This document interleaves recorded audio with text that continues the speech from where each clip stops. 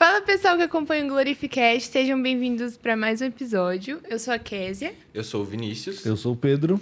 E nesse episódio a gente vai tratar um tema super especial, né? Que é, como vocês puderam ver, a igreja e o mundo.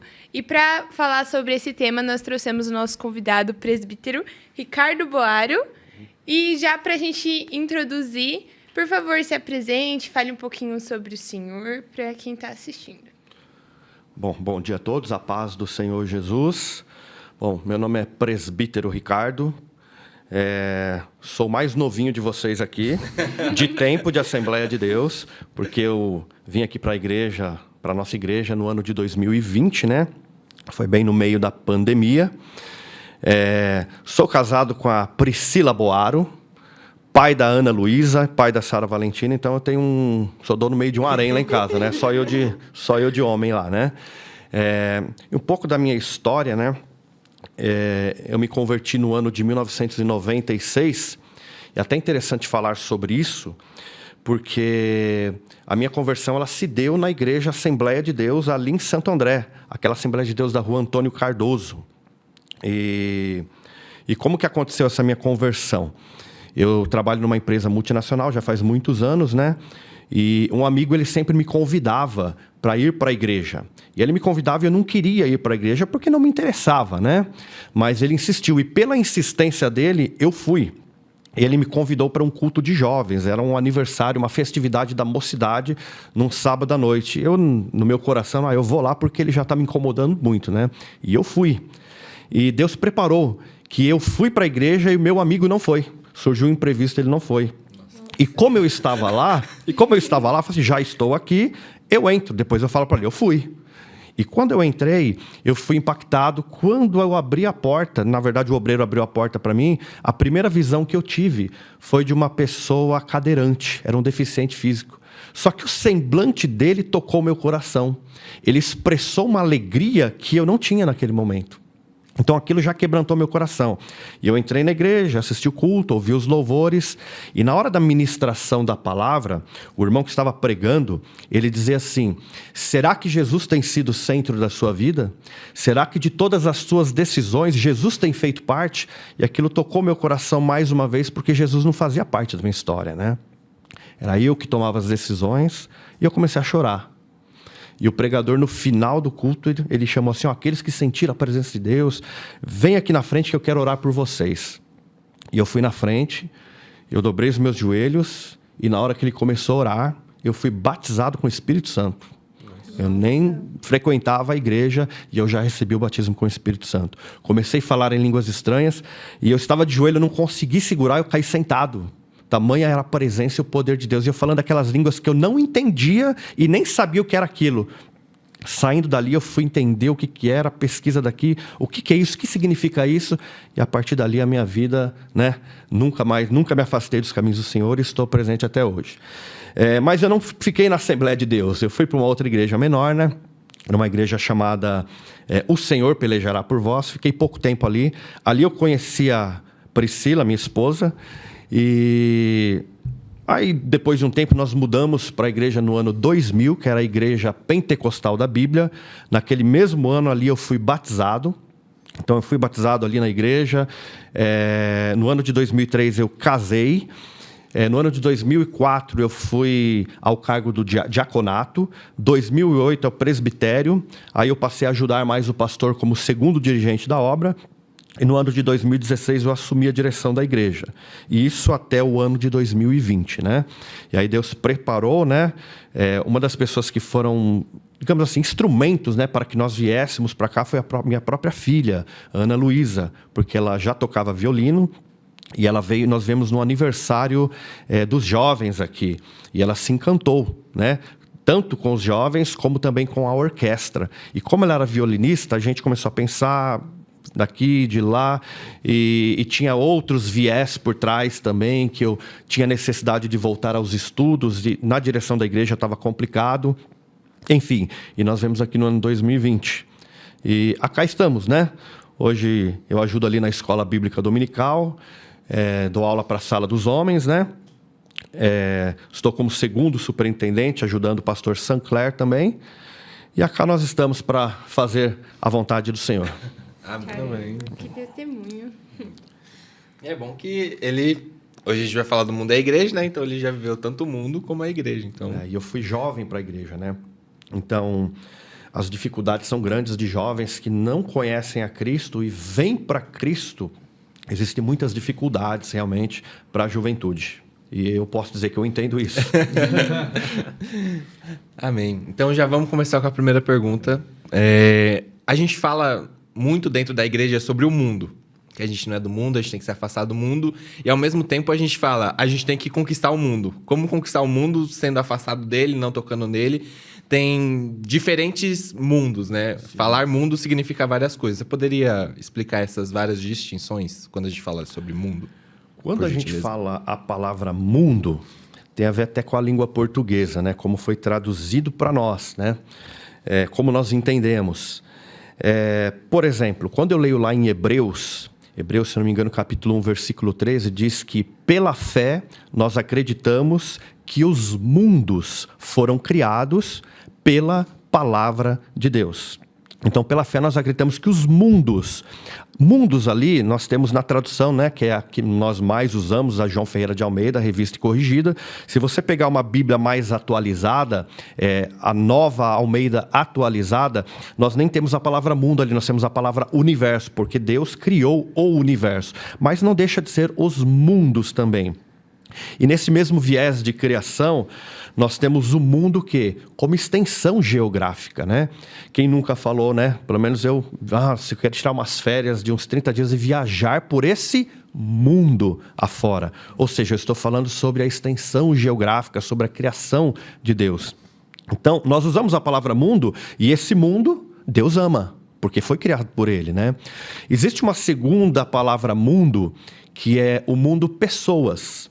E acredito que o versículo mais claro para se citar, até alguns dizem que é o versículo textuáureo da Bíblia, né? Que é o Evangelho de São João, capítulo 3, versículo 16, que diz: porque Deus amou o mundo de tal maneira que deu o seu Filho unigênito para que todo aquele que nele crê não pereça, mas tenha vida eterna. Ou seja, porque Deus amou o mundo. Que mundo é esse? É o mundo pessoas. Deus amou o quê?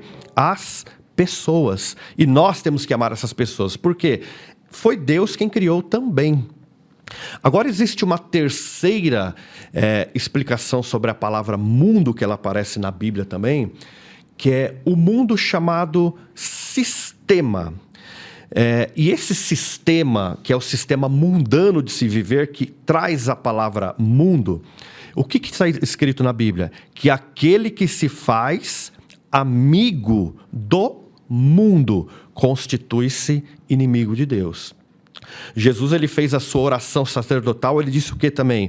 Pai, eu dei-lhes a tua palavra e o mundo os odiou, pois eles não são do mundo, como eu também do mundo não sou.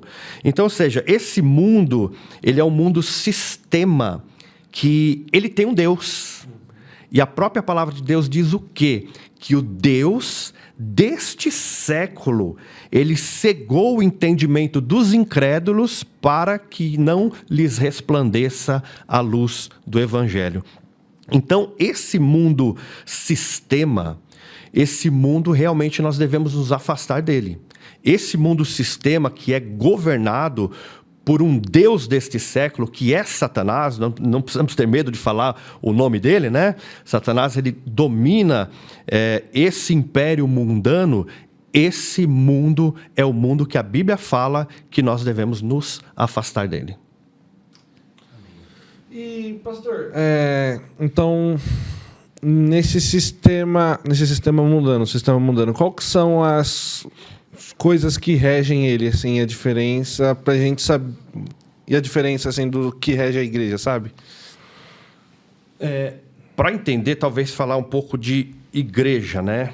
Que igreja, ela vem de uma palavra grega, né? Que é eclésia, né? E a gente separa ali um pouco ek, que é fora, e Ésia é chamados, né? Isso tem a ver com os tempos bíblicos, quando havia um chamamento das pessoas, elas saíam das suas casas e se reuniam num ajuntamento. Então, a palavra eclésia, ela traz o sentido de chamados para fora. Igreja, para nós, no sentido espiritual, é o quê? Somos chamados para fora do mundo. E quando eu falo chamados para fora do mundo, não é chamados para fora do mundo pessoas, porque nós convivemos com as pessoas, e nem chamado para fora do mundo, né? Extensão geográfica, nós estamos aqui, né? Claro. Tem como sair voando, né? Os irmãos do universo. Tem que ir pro metaverso, né? Passa do mundo, sai falando. Nesse caso, quando nós aceitamos a Jesus, nós passamos a ser igreja. E nós somos chamados para fora do mundo sistema, que é o quê? Dominado por Satanás, que é o Deus deste século. E sobre o que rege o mundo e o que rege a igreja. A igreja, para nós, ela está clara, né? A igreja, ela é regida pelos princípios da palavra de Deus. Todo cristão, ele precisa ter como a sua única regra de fé e única regra de prática o quê? A palavra de Deus. O próprio Senhor Jesus, ele disse, né, no mesmo texto lá, do Evangelho de João, capítulo 17, que é a oração sacerdotal de Jesus, né? Jesus, ele ora ao Pai e diz: Pai, santifica-os na verdade. A tua palavra é a verdade. Então, a igreja, ela tem como seus princípios estabelecidos única e exclusivamente na palavra de Deus. Nós não estamos apoiados em tradições antigas, nós não estamos apoiados em outras escritas, né, como muitas seitas, elas têm a Bíblia, dizem que tem a Bíblia, mas carrega junto um livro da autora fulana de tal, que aquele livro, dizem que não, mas está em mesmo pé de igualdade da palavra de Deus. Outros têm as suas revistas, que é feito por um grupo de pessoas, e aquela revista é um norte, e eles interpretam a Bíblia a partir dali. Não, nós temos o quê? A Bíblia Sagrada, a Palavra de Deus como a nossa única regra de fé e prática. E quando eu falei de costumes, não é que nós desvalorizamos os costumes, né? E as tradições. Nós valorizamos, né? Mas nunca isso vai estar acima da Bíblia. Eu gosto muito de uma frase do saudoso pastor Antônio Gilberto, né? Antônio Gilberto faleceu com, acho que 81 anos de idade. Ele era ali da CPAD, escreveu muitas revistas de escola bíblica dominical. Ele dizia o quê? Ele dizia que costume, ele não gera doutrina, mas doutrina, ela gera bons costumes. Então, a Bíblia, ela tem os seus princípios estabelecidos na palavra de Deus. O que rege a vida do cristão são esses princípios. Agora, os princípios que regem o mundo ele é regido totalmente por princípios que são contra os valores da palavra de Deus. Então, há um levante do inimigo, há um levante do adversário sobre as nossas vidas, sobre a vida da igreja. E quando a gente olha esse viés de entender mundo e igreja, quando nós, aqueles, né, como eu, que fiz parte desse mundo sistema,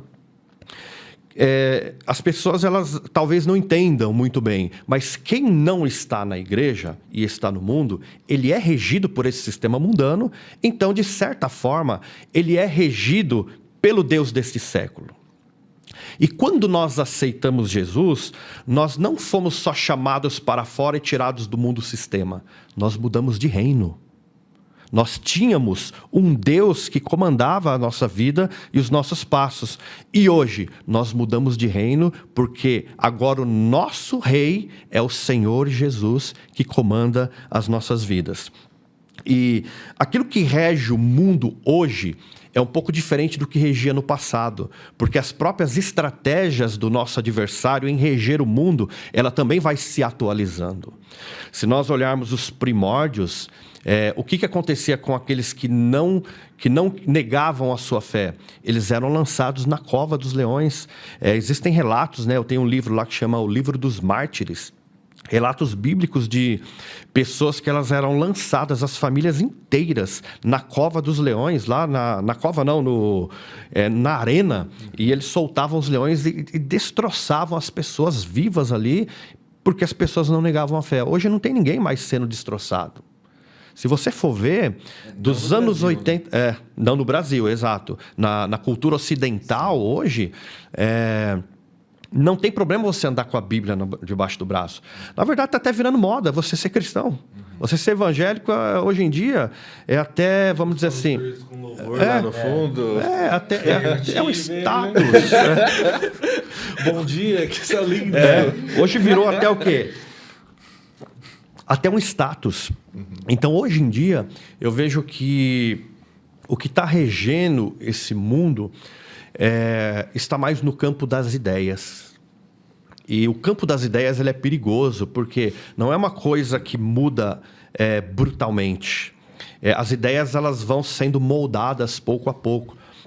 Existe uma palavra que ela é muito utilizada quando nós estudamos, principalmente na escola bíblica dominical, que é a relativização. Está havendo o quê? Uma relativização dos valores. E a palavra relativismo, ela própria já se explica. Diz respeito daquilo que é relativo. Ou seja, as pessoas elas dizem hoje o quê? Não é relativo. Você acredita que isso é pecado, mas para mim não. Então as pessoas elas entraram para esse relativismo e esse relativismo ele também entrou nas igrejas. Então você vê viés, né? Interpretações de alguns tipos de pecados que até dentro de igrejas acontecem, que está claro, mas as pessoas dizem, não, mas eu não entendo isso, eu não interpreto assim. E você evangelizava alguém antigamente e a pessoa estava fazendo alguma coisa e você mostrava para ela dentro da Bíblia, a pessoa ela dava uma recuada. Não, tá bom, é a Bíblia, né? Hoje a pessoa diz, mas o que me interessa isso? O que me interessa esse livro? Para mim não me interessa. Então, o que está regendo o mundo no sistema atual, eu acredito que está nesse campo das ideias. É uma desconstrução dos princípios bíblicos. Os princípios bíblicos, os valores cristãos, eles estão sendo desconstruídos para o quê? Para atacar a moral das pessoas. E para nós, o que nós acreditamos? Que a Bíblia ela não tem valores relativos. A Bíblia, os seus valores, eles são absolutos. E atualmente também eu acho que muitas pessoas pegam a Bíblia fora de um contexto nenhum e pegam aquilo como argumento para elas até. Tipo, mesmo não sabendo o contexto todo, pega aquela palavra daquele determinado versículo ali e fala, mas está falando isso na Bíblia, então... Sabe? Eu acho que isso daí também é uma coisa que vem crescendo bastante, né? Isso, na verdade, essa é uma frase antiga também, né? Que é texto fora de contexto vira pretexto para heresia. Tem pessoas que, às vezes, até na sua simplicidade, elas pegam um texto fora do contexto, interpretam ali, mas talvez até na sua simplicidade, né? Mas nós percebemos o quê? Que em alguns casos não é por simplicidade, é intencional. E dentro disso que você citou, é muito utilizado. Eu posso todas as coisas naquele que me fortalece. O apóstolo Paulo que escreveu isso. Só que Paulo, quando ele escreveu isso, ele escreveu numa das suas cartas de prisão. Ele estava preso quando ele escreveu essa frase, né? Porque ele disse o quê? Eu aprendi a ter em abundância e eu aprendi a passar necessidade. Posso todas as coisas naquele que me fortalece. Mas quando eu penso somente eu posso todas as coisas no que me fortalece e eu não incentivo as pessoas à leitura da palavra de Deus, eu posso formar a doutrina que eu quiser lá em cima. Você pode ter carro, você pode ter casa, você pode fazer o que você quiser, porque Deus é contigo, meu irmão. Mas não tem nada a ver com o contexto. Igual tudo me é lícito. A pessoa não complementa o versículo. Sejam meus imitadores. É bem assim mesmo.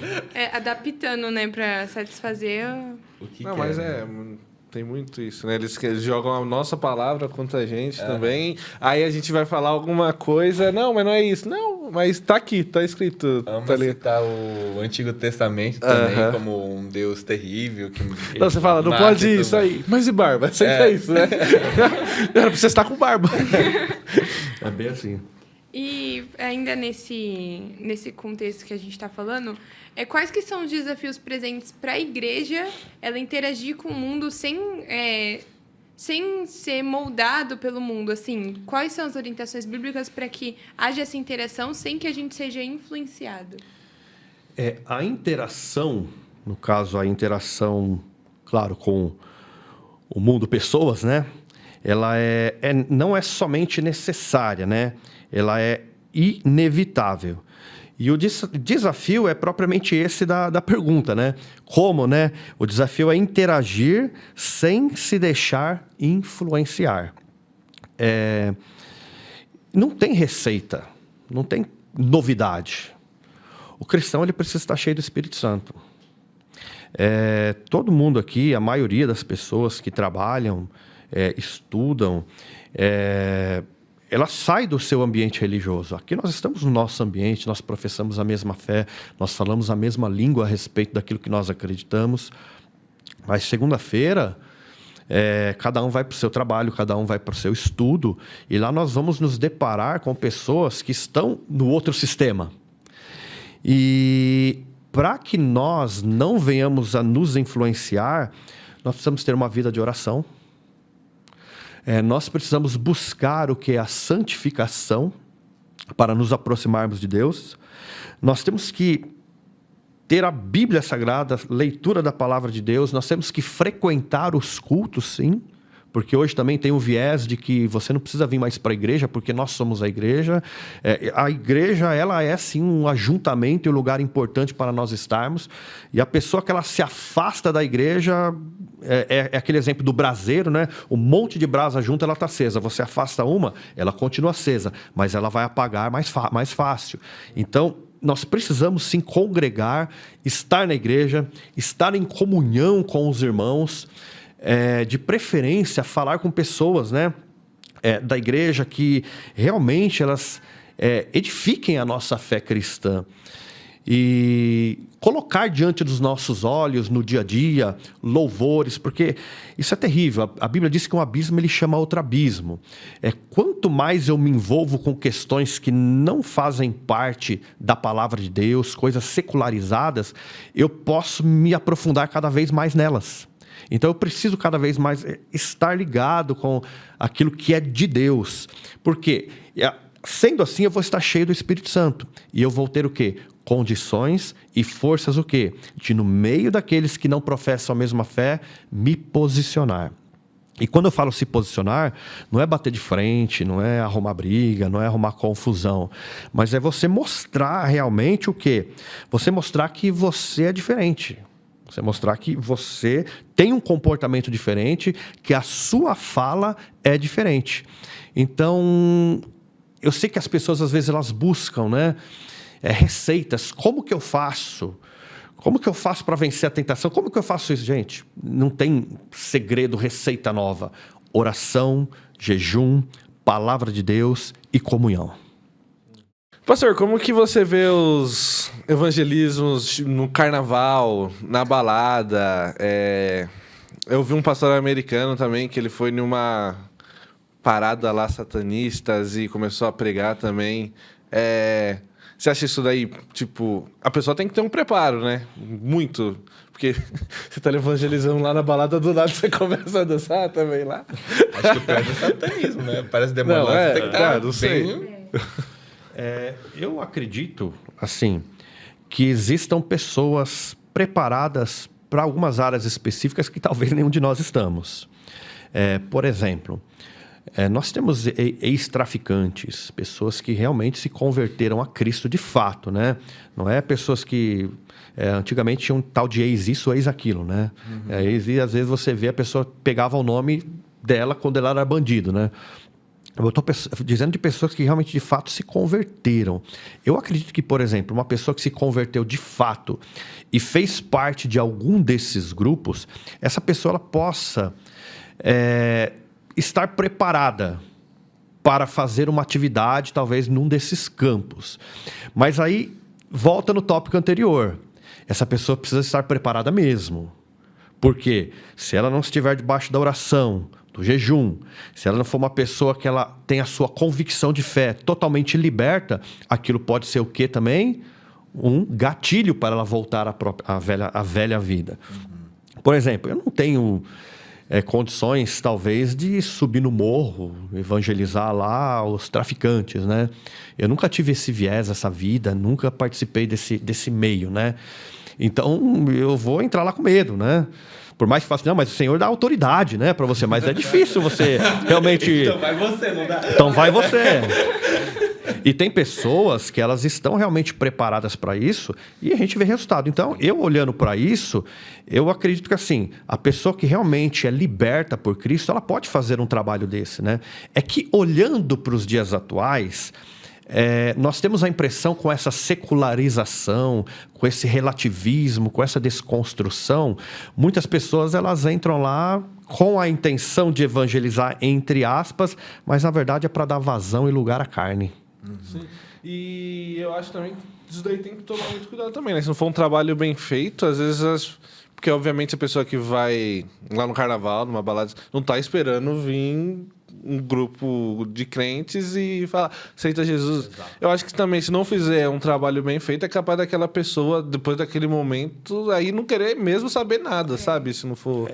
Virar escândalo, né? Tipo, se for pra lá pra ficar xingando as pessoas. Você vai pro inferno. Vocês estão tudo no inferno, seus pervertidos. Exato. Não vai ser nada esse é o preparo, benéfico, né? Esse é o preparo que as pessoas precisam ter. Pessoas que entendam da palavra de Deus, que a própria palavra diz o quê? Que nós temos que saber dar razão acerca da nossa esperança, né? Nós falarmos acerca da nossa esperança. Mas nós vemos muito fanatismo religioso hoje, que esse fanatismo ele traz o quê? Pessoas que elas apontam o dedo e já acusam do pecado e, ao invés de evangelizar, ela está afastando essas pessoas da igreja. Eu vou dar um exemplo, mas é um exemplo antigo, tá? Não é da minha época, eu nunca fiz isso, né? Semana passada. Existiam muitos crentes que eles queriam evangelizar na praia. E eles entravam de terno e gravata na praia. Nossa. Entendeu? Desmaiava. Então, assim, existem coisas que a gente tem um histórico, né, muito bom da igreja do passado, sobre o poder, sobre manifestação, mas a gente também tem muita história, né? Muita história desse tipo, com desse contexto aí. Então, assim, até a sua pergunta, mais uma vez, eu acredito que existam pessoas, sim, que estejam preparadas para isso, para esse tipo de atividade, mas não é para qualquer pessoa. Eu juro pra vocês que eu tô imaginando um pastor agora surfando de terno e gravata, né? Você não foi para evangelizar? Não, mas eu tô aproveitando aqui. Pegar uma ondinha. Um jacarezinho. Pastor, a gente falou agora sobre a igreja externa, né? No mundo. Sim. Agora, eu queria falar um pouco sobre o mundo na igreja. A gente vê hoje várias evoluções e como diferenciar se o que está entrando na igreja é mundanismo ou se é só uma mudança de cultura. Por exemplo, antes, assistir TV era totalmente pecado, não podia ter. Hoje, tem TV dentro da igreja, a gente faz o Glorificast, que pode ser transmitido numa TV, pela internet e tudo mais. Como diferenciar se é apenas uma mudança de cultura, não é nenhum pecado, ou é pecado, mas a gente está vendo com uma mudança de cultura e está deixando entrar dentro da igreja? Entendi. Esse da TV tem até testemunhos interessantes, né? Eu conheço testemunhos de pessoas que jogaram televisão no Rio. Eu conheço um amigo, né, que o pai dele era diácono, né, e ele conta que o pai dele tinha uma televisão na sala e aí já tinha um espaço no guarda-roupa para a TV. E aí ele falava, filho, o pastor tá chegando, pega a TV e põe no guarda-roupa, porque tinha que fechar a TV porque o pastor não podia saber que tinha televisão dentro da casa, porque senão ele seria disciplinado, né? Então, realmente tem essa história, né, que a mesma parte lá do evangelismo na praia é nesse período aí. Então, quando eu olho para isso, e trazendo para os dias atuais, vamos olhar, por exemplo, o celular. Nós temos aqui o smartphone, né? Se você olhar o celular hoje, você tem muito mais do que tinha uma televisão antes. Porque a televisão você estava limitado àquela quantidade de canais e você assistia o que estava para você na mudança de canais e era limitado. Hoje, com o celular, você tem muito mais possibilidades de ver coisas boas, como você tem possibilidades de ver coisas ruins também. Basta você querer e com um clique no Google lá você acha o que você quiser. Existe uma expressão, talvez para os dias atuais, que é a expressão de contextualização. Que a igreja precisa o quê? A igreja precisa se contextualizar. Porque se eu olho para a igreja dos anos 80 e eu olho para a igreja hoje, do ano de 2023, vamos dizer assim, nem a igreja, vamos dizer assim, eu olho a sociedade em si, ela não é a mesma. As gerações elas vão mudando de anos em anos e o avanço da tecnologia... uma pessoa que entrava nos anos 80 dentro da igreja, o pastor, ele lia a Bíblia, ele tinha o auxílio de poucos livros e ele pregava. E o que ele pregava, a membresia aceitava, porque não tinha recursos. Hoje, quando a gente vai pregar na igreja, as pessoas que estão nos ouvindo, as pessoas elas têm acesso à informação. Então você não pode hoje também falar qualquer coisa que as pessoas também não vão engolir. O pastor, o pregador, ele precisa estar preparado, né? Sobre o que ele vai falar. Então, eu acho que a contextualização, que é, por exemplo, a televisão, ela está aqui, nós estamos participando do Glorificast, como você falou, muitas outras coisas, elas são importantes, sim, para esse novo milênio. Mas o que eu acho que... Onde mora o perigo? Que a contextualização... Entre a contextualização e o sincretismo religioso é uma linha tênue. Então, o pastor, os líderes, eles precisam estar atentos a isso. A igreja precisa se contextualizar? Sim, a igreja precisa se contextualizar, mas ela tem que tomar cuidado com o sincretismo religioso. Aí eu até coloquei aqui um exemplo, né? O que é comum hoje em algumas igrejas. O que eu não vejo como comum. Ou melhor, é normal. É normal. Abominação. Vamos dizer assim. Exatamente, é comum em algumas igrejas. Por que eu não gosto de usar a palavra normal? Porque quando eu uso a palavra comum, eu posso dizer assim, está acontecendo em todo lugar. Agora, quando eu uso a palavra normal, dá a impressão que é normalizado, né? Não, isso está normalizado, né? E um exemplo que nós não fazemos e muitas igrejas fazem, não é nenhuma crítica destrutiva, né? Mês de junho, vamos fazer a festa jesuína. Ou então, vamos fazer o arraial do povo de Deus.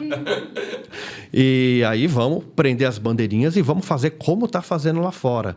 Eu sei que para alguns isso é uma contextualização.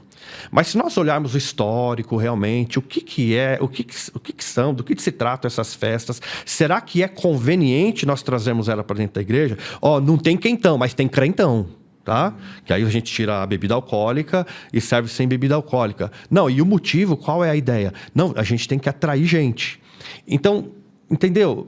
Eu sei que vale a pena estratégias para você trazer pessoas para dentro da igreja, mas até onde isso é lícito? Até onde isso é uma contextualização e quando a partir dali virou um sincretismo religioso? Então a igreja precisa tomar cuidado.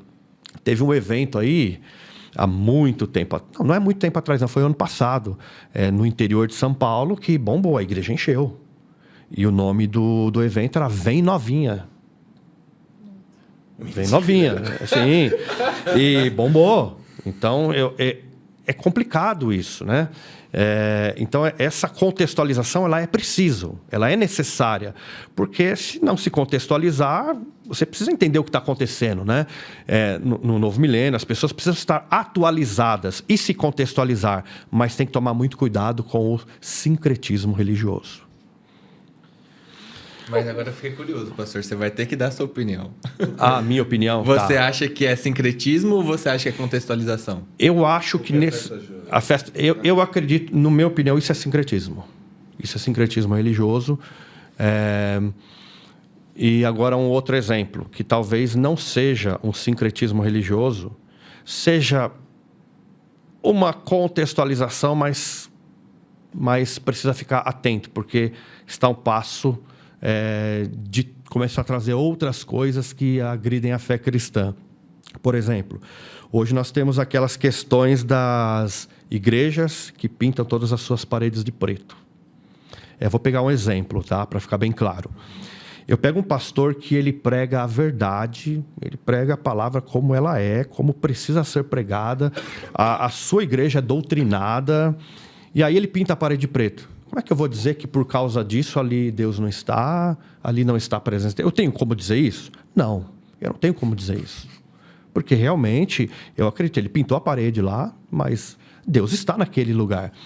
Mas aí começa, por exemplo, com o passar do tempo, aí começa a entrar luzes mais coloridas, aí começa gelo seco, aí só está faltando o globo girando no centro, que aí eu vou me lembrar nos anos 90, lá quando eu frequentava as danceterias, entendeu?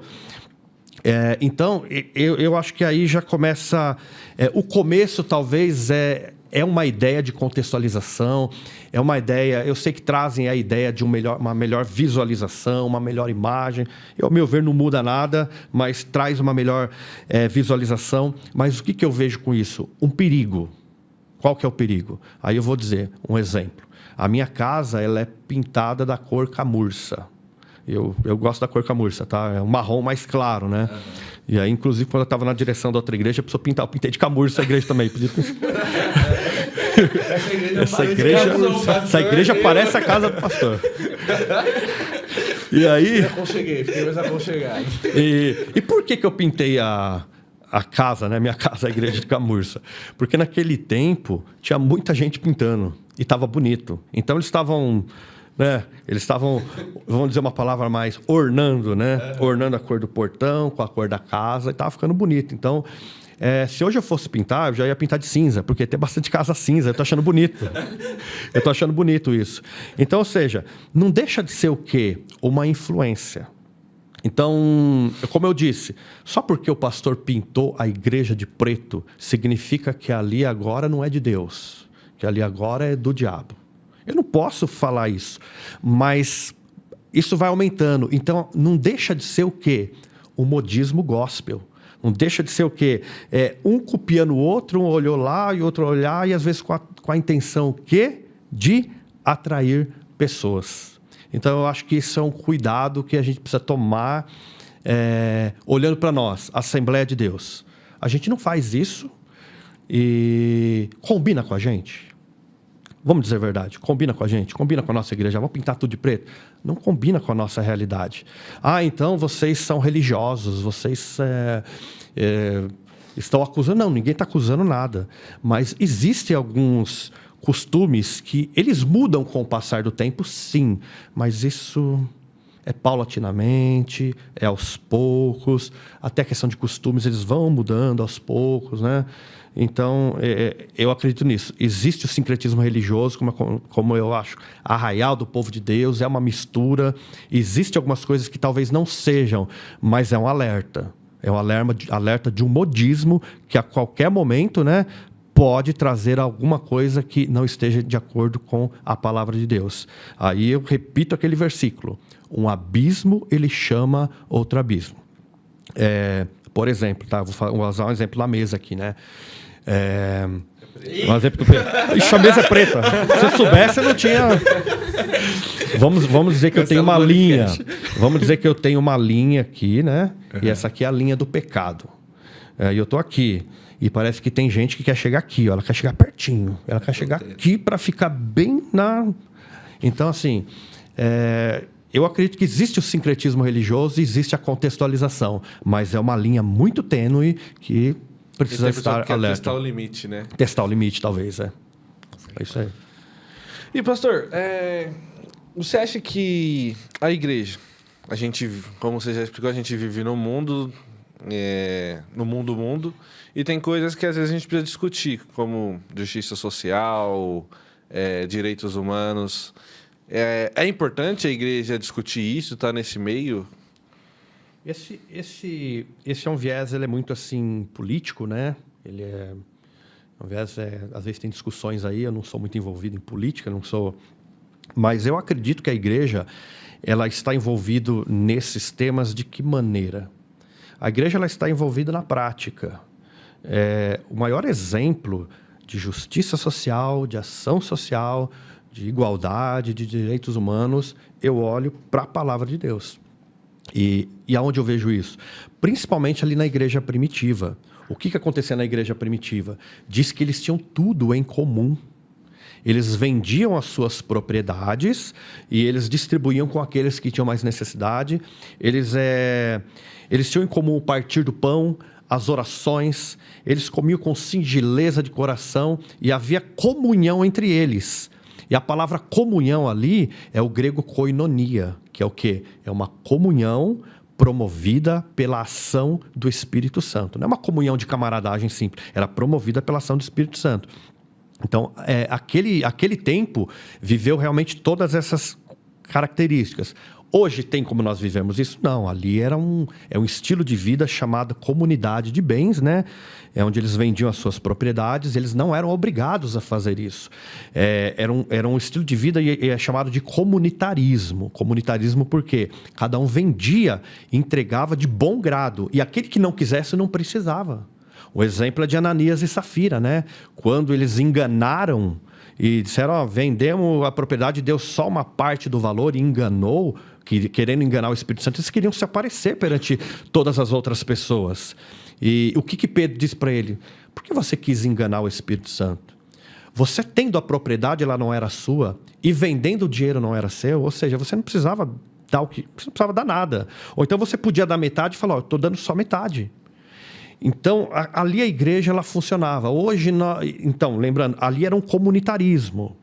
Não era o quê? Comunismo. Porque o comunitarismo é quando você faz de forma altruísta, você faz de forma espontânea. E o comunismo ele já tem um viés de obrigação. Então, hoje tem como a igreja viver dessa forma? Não. Mas a igreja, ela participa de que maneira? Um exemplo, na pandemia. Na pandemia, quantas pessoas perderam os empregos, quantas pessoas talvez estavam perdendo a sua dignidade, mas a igreja estava aqui para socorrer. A igreja socorreu essas pessoas necessitadas, as igrejas ligadas à sede. Nós vimos falando, né? Não, vem buscar aqui que está sobrando, para ajudar as pessoas que precisavam, para elas terem dignidade.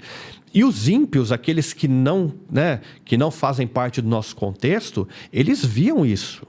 Eles olhavam para isso e estavam vendo que as pessoas estavam sendo socorridas e estavam sendo ajudadas. Eu digo isso porque quando eu era dirigente da igreja, a gente socorria muitas famílias necessitadas e chegava alguém e falava assim, o vizinho meu, ele viu e falou, como que eu consegui? Falava assim, o pessoal da igreja, será que eles conseguem me ajudar também? Então, ou seja, era uma forma de ver que a igreja, ela tem uma participação nisso e as pessoas de fora, elas estão vendo. Porém, a Bíblia diz o quê? Que primeiro, nós temos que atender quem? Os domésticos da fé.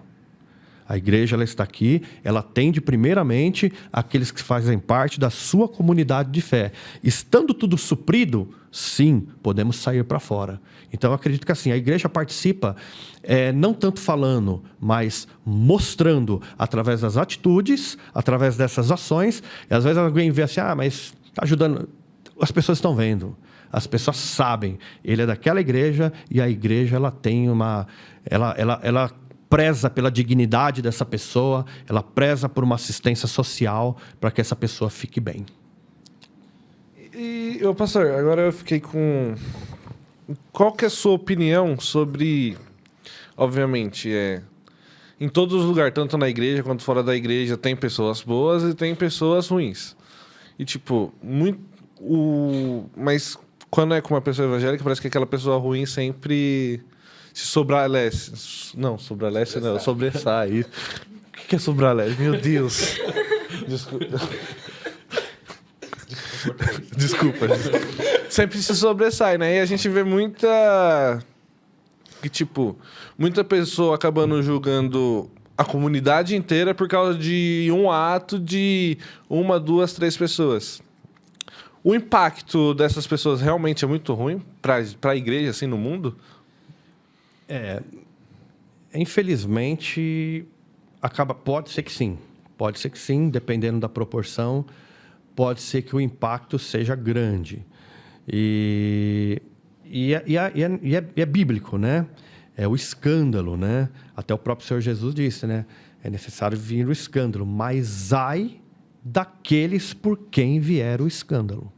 Então, tem pessoas que, de fato, fora da comunidade evangélica, eles olham, né?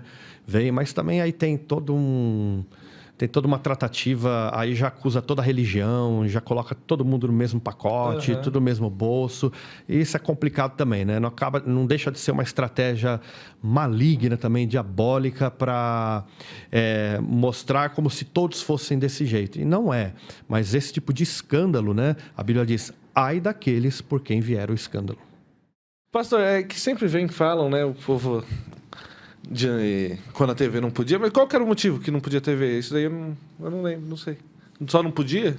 Você não lembra porque, né? Eu não vivi isso, né? Mas só não podia? Então, na verdade, não podia por causa das programações, né? Por exemplo. Só que assim, são programações, nem todas as programações eram ilícitas, mas não podia. É porque, assim, existia uma época que não podia, mas porque não pode. Não pode porque não pode, entendeu? Não pode porque não pode. Mas, realmente, existiam algumas coisas, novelas. As novelas hoje está mais escancarado. Mas as novelas, elas sempre trouxeram um valor meio deturpando. As novelas, elas sempre trouxeram assuntos de traição, de engano. Elas sempre trouxeram marido que está com a mulher do outro.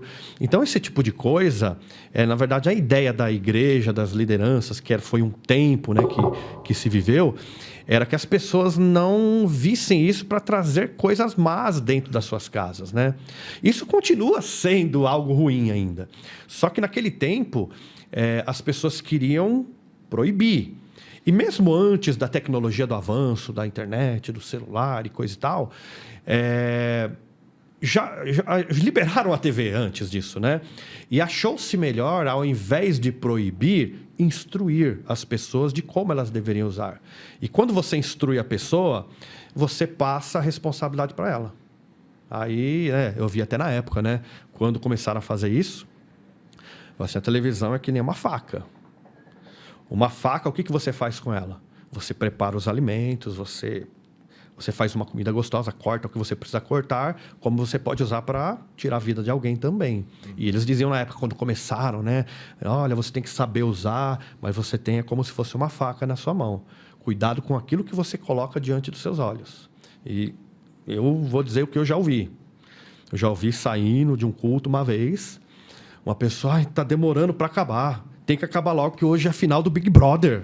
Hoje está acabando o Big Brother, tem que ir lá ver. Então, ou seja, essa pessoa estava preparada, não vou nem dizer para o celular, estava preparada para ter uma televisão, aquilo estava roubando a fé dela. Então, era nesse sentido, né? Era proibido porque era proibido, aí depois começou a orientar. Não, mas é que nem o caso, eu acho que também não é certo, tipo, se era proibido na época, lá o presbítero lá abre o guarda-roupa e guarda a TV, e acabava até... Está usando culpa naquele né? Naquela pessoa. Acabava sendo uma hipocrisia também, né? Porque a pessoa tinha medo, mas a pessoa queria fazer, mas não podia fazer.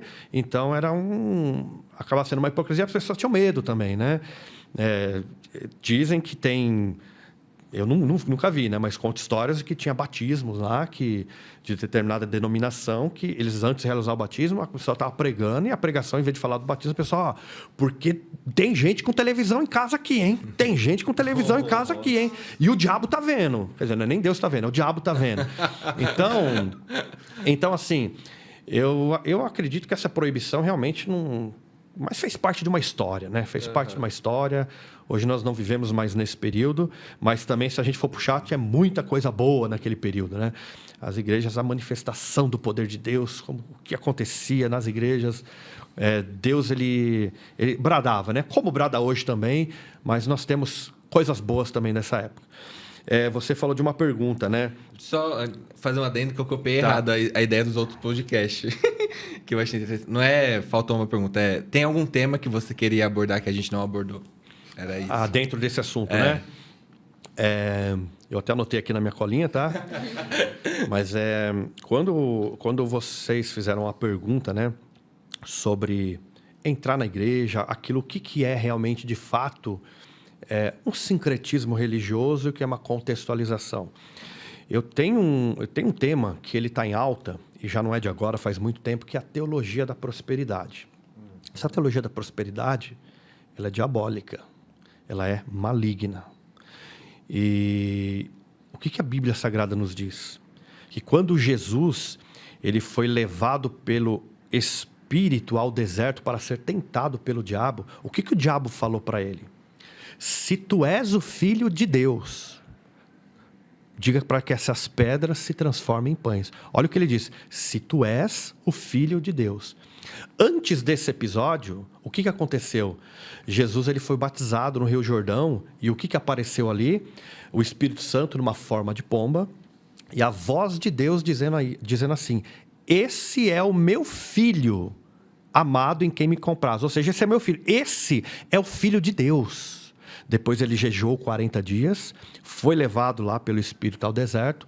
Quando Satanás ele tenta, se tu és o Filho de Deus, o que Deus diz para ele? Esse é o meu filho, tu és o Filho de Deus. Ele diz: se tu és quem você pensa ser, como é que você está desse jeito? Porque ele estava em jejum 40 dias. Imagina, Jesus ele era 100% homem, 100% Deus. Como homem, com certeza ele tinha emagrecido. Ele estava com a sua face cansada, desfigurada, por não ter se alimentado. E diz a Bíblia que ele teve fome. Ou seja, ele estava no momento de necessidade. E o que Satanás diz para ele? Se tu és o Filho de Deus, se você pensa ser quem é, como é que você está assim?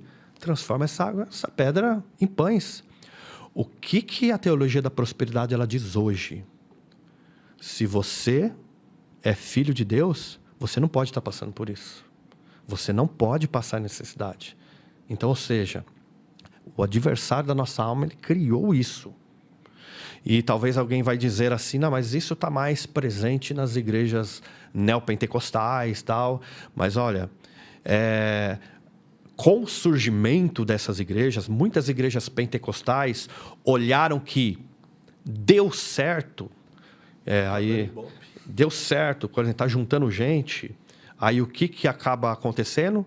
Aí tem uma frase, né, de um filósofo, Maquiavel, né, que vem da palavra maquiavélico: os fins justificam os meios. Qual é o fim? Eu preciso encher minha igreja. Quais os meios que eu vou utilizar? Eu vou copiar um pouquinho aqui, eu vou copiar um pouquinho ali, e tem muitas igrejas pentecostais que talvez não estejam na mesma proporção, né, mas eles já têm a teologia da prosperidade embutida dentro da sua liturgia. E as pessoas são convidadas a não passar necessidade, tem que colocar Deus na parede. Se você é filho de Deus, você não pode estar assim. Você tem que transforma essa pedra em pão, né? Você tem que orar, você tem que fazer uma campanha, você tem que jejuar. Você está assim, é por falta de fé. E quando, na verdade, nós citamos no começo sobre o apóstolo Paulo, né? Ele estava preso, ele estava passando por momentos difíceis. E é o apóstolo Paulo, né? Então, ou seja, o meu momento, aquilo que eu estou passando, a minha necessidade, não representa quem eu sou no reino de Deus. Eu posso ter muito, creio que Deus abençoa o seu servo, sim. Deus dá casa, Deus dá carro, Deus prospera, sim. Mas não é o nosso objetivo aqui. Deus pode ter pessoas que ele vai abençoar e prosperar, outras pessoas nem tanto. Então, nós não podemos estar apegados a esse tipo de coisa. E é difícil, sabe por que é difícil? Porque a própria Bíblia, ela diz que o ser humano ele tem isso. Porque quando a gente vê o que Asaf ele disse, quase que os meus pés se desviaram por olhar a prosperidade dos ímpios. Então, eu acho que é muito importante, eu acho relevante isso, eu acho que isso sim é uma coisa que entrou dentro das igrejas, que é um sincretismo, é uma mistura, é o mundo, parte do mundo da igreja, porque é uma doutrina diabólica e maligna. Amém. Então, pessoal, nós vamos ficando aqui com o episódio. Queremos agradecer, né, em nome da equipe, ao presbítero que aceitou aí o nosso convite, falou com muita propriedade. Também a todos aqueles que assistiram. Se inscreva no canal da IAD Mauá, siga a gente nas redes sociais, no Instagram, no Spotify, @glorificast, e continue acompanhando os episódios, são quinzenais, e nós estamos esperando vocês. É isso, pessoal, fiquem na paz. Valeu, gente. Tchau. Tchau, tchau, pessoal.